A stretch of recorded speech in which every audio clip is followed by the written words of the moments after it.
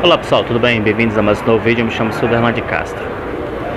Então, Bolsonaro demitiu o secretário de Cultura, né, Roberto Alvim.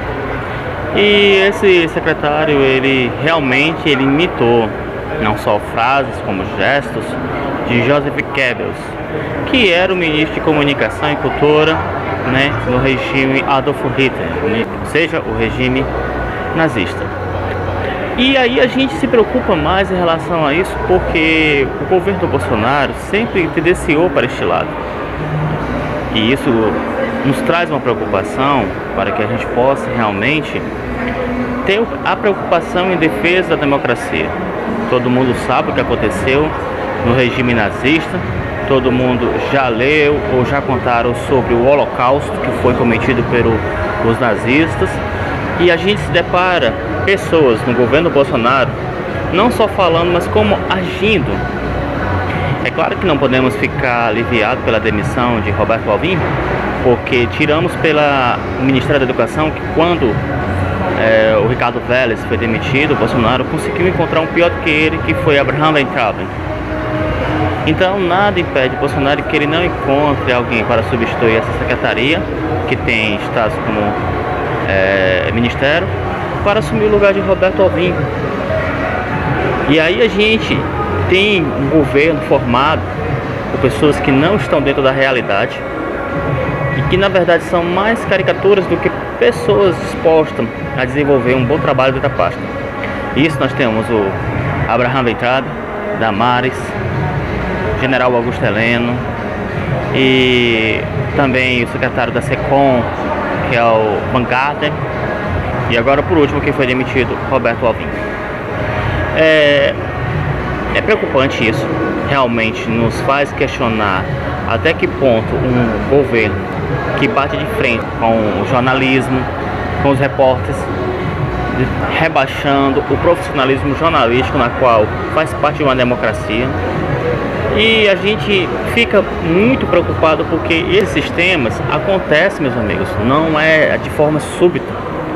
E assim o projeto, assim, quem estudou história sabe o quanto Hitler ele esperou o tempo suficiente, até preso foi, até o momento propício para poder chegar ao poder e assim fazer o que ele queria. Estamos aí vivendo agora porque isso abalou.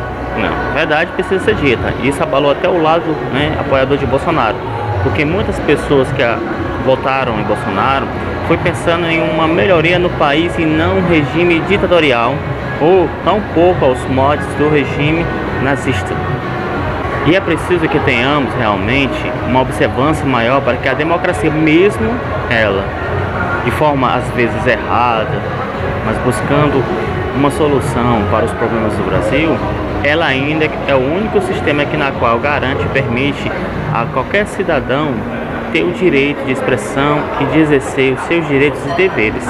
Em um regime ditatorial isso não existe. A Segunda Guerra Mundial, que ocorreu entre 1939 e 1945, deixou o mundo impactado. E os alemães ainda hoje sentem vergonha naquele regime nazista que matou milhões, mais milhões de judeus inocentes. Fora que a guerra mesmo, a Segunda Guerra Mundial, deixou mais de 70 milhões de pessoas mortas e durante essa guerra não enxergou quem estava ao lado ou não, simplesmente era guerra. Temos que ter cuidado, os exemplos estão aí, os livros de história contam tudo isso. A Alemanha faz questão de que todos os cidadãos do mundo possam saber dessa história e se tomar como exemplos para que não possamos mais cometer os mesmos erros do passado. A demissão de Roberto Alvim não nos coloca em situação calma, tranquila, porque Bolsonaro está rodeado de pessoas com os mesmos pensamentos dessas pessoas que sempre tiveram como o nazismo as suas ideologias e orientações partidárias e de regimes cruéis como foram o nazismo e o fascismo.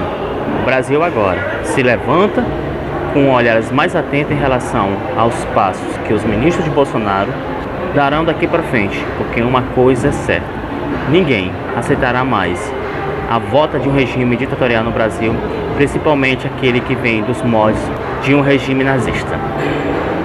Eu me despeço por aqui, galera. Valeu, um abraço, até a próxima.